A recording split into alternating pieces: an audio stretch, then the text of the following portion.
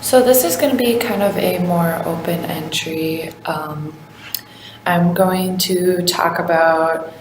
the kind of like power dynamic that I'm like feeling within the classroom and maybe some of like my insecurities about that within the classroom. And it's going to kind of tie into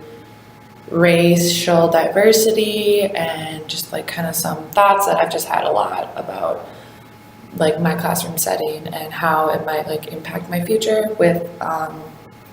teaching in like diverse settings, which I hope I am a part of teaching. So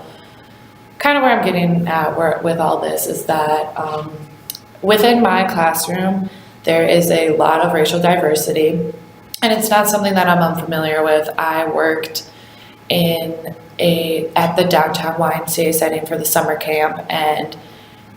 there was huge racial diversity. I was one of maybe, I want to say, 3 staff that were white, and then a majority of our students were Latina or Latino, African American, and Islamic, and every sort of race, which was very awesome. We had Asian and everyone, so that was great.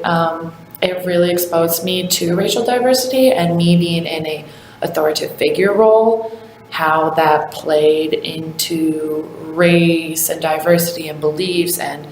social constructions and all of that interesting stuff, how it was in this summer camp setting. And I kind of took that to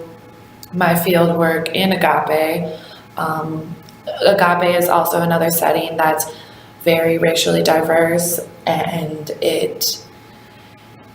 like with me being an authority figure and me being like white, I would like want to create that balance within the classroom of having me not use my race as a sort of launch towards authority, because that is exactly something that I stand against. And also me understanding and recognizing color within a classroom, because by embodying these racial disparities and knowing them, I have a better chance of avoiding conflict, avoiding white supremacy in a classroom. And I would never, ever, ever want to create an environment within a classroom that has these racial disparities and that has this uncomfort in it, because there seems to be superiority based on race and ethnicity. And so this is just something that I've been aware of throughout my teaching, and it has changed the way I teach. It has, or mentor, I should say. It has changed the way that I don't want to say it's changed the way I've presented some idea or presented some material, but it has made me more self-aware of my privilege and of where I stand in society as opposed to different races and different disparities. Something that I've been kind of struggling with and like want to keep aware of is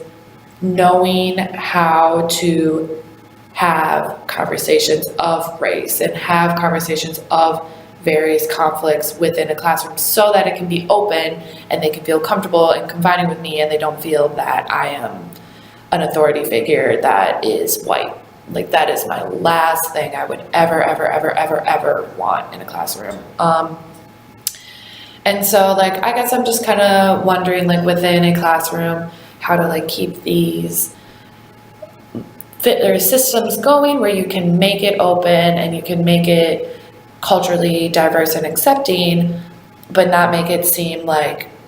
oh, like, just to put it like blunt, like not to make it seem like, oh, this like white woman thinks that she can come in with all of her like hierarchy ideas and like think that she's better than us. And I like would never want that. And I've like, am very conscious in my work with that. But it was interesting because I was talking to Peyton, she goes to Agape as well, and she brought that up a couple of times about how she doesn't want to like stand over them and be like, oh, I'm a white authority figure and like I know more than you. So like then I've implemented that in my work where I'm like sitting next to them and getting really engaged with people and like being like very cautious about like avoiding those. Another thing that is challenging with this as well is that a lot of these girls are like similarly close to my age. I mean, there are some girls in that classroom that are 20, and I just turned 21. And so it was kind of funny because I was talking to Shane about this. I mean, some students thought on the first day that I was in their class. Not the first time I've been mistaken for my age. I know I do look kind of young, but it's something that like I am like working on, trying to like not come in as just like this like I go to the University of Minnesota and like I don't have a kid and I am white and you're gonna listen to me, and obviously I don't do that, and it's something that I'm very cautious on, but I just like wanna maybe get some feedback on some balance and some things tactics that you would use in your work that maybe would help you become a better teacher and help you burn disparities and like conflict between people because of that, and like make it seem that you are an all-encompassing teacher that focuses on creating the environment accepting for students' best potential to learn, as opposed to making race and religion and various conflicts have problems in your classroom. Also, I want to know like how there are ways that you can like talk about this and how there are ways that these can like come up, because like there was a moment where within the classroom one of the students was like, why don't we say the national anthem? Like why? Because maybe the school they used to go to or whatever did like stand up and sing the national anthem, and then another student got involved and was saying like we don't like have to like we shouldn't have to do that in a classroom, and that it has religious biases, and it was, and then like Shannon kind of just like put it to it, like it kind of just got like defizzled, and like they kept just like working on their math.